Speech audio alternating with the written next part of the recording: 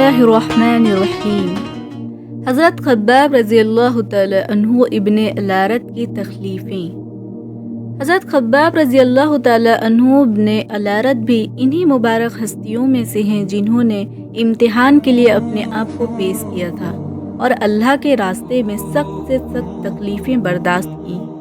شروع ہی میں 5-6 آدمیوں کے بعد مسلمان ہو گئے تھے، اس لیے بہت زمانے تک تکلیفیں اٹھائیں۔ لوہے کی زرہ پہنا کر ان کو دھوپ میں ڈال دیا جاتا، گرمی اور تپش کی وجہ سے پسینوں پر پسینے بہتے رہتے۔ اکثر اوقات بالکل سیدھا گرم ریت پر ڈال دیا جاتا، جس کی وجہ سے کمر کا گوشت تک گل کر گر گیا تھا۔ حضرت خباب رضی اللہ تعالی عنہ ایک عورت کے غلام تھے۔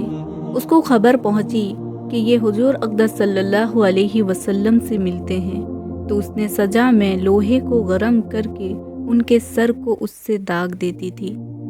حضرت عمر رضی اللہ تعالی عنہ نے ایک مرتبہ اپنے زمانہ خلافت میں حضرت خباب رضی اللہ تعالی عنہ سے ان کی تکلیف کی تفصیل پوچھی جو ان کو پہنچائی گئی تھی، تو حضرت خباب رضی اللہ تعالی عنہ نے عرض کیا کہ میری کمر دیکھیں۔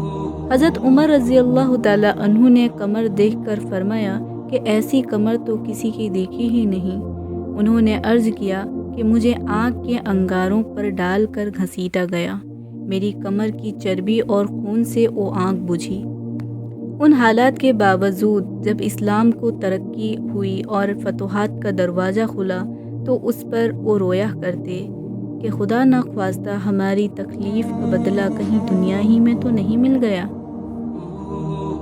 حضرت خباب رضی اللہ تعالی عنہ کہتے ہیں کہ ایک مرتبہ حضور اقدس صلی اللہ علیہ وسلم نے خلاف عادت بہت ہی لمبی نماز پڑھی، تو صحابہ رضی اللہ تعالی عنہ نے اس کے متعلق عرض کیا، تو حضور اقدس صلی اللہ علیہ وسلم نے فرمایا یہ رغبت و ڈر کی نماز تھی۔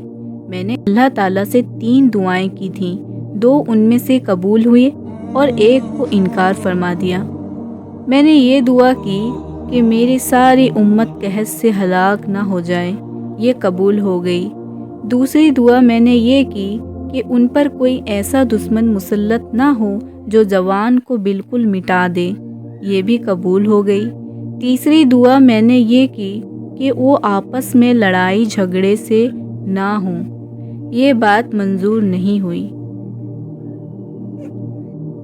حضرت خباب رضی اللہ تعالی عنہ کا انتقال 37 ہجری میں ہوا اور کوفہ میں سب سے پہلے صحابی یہی دفن ہوئے۔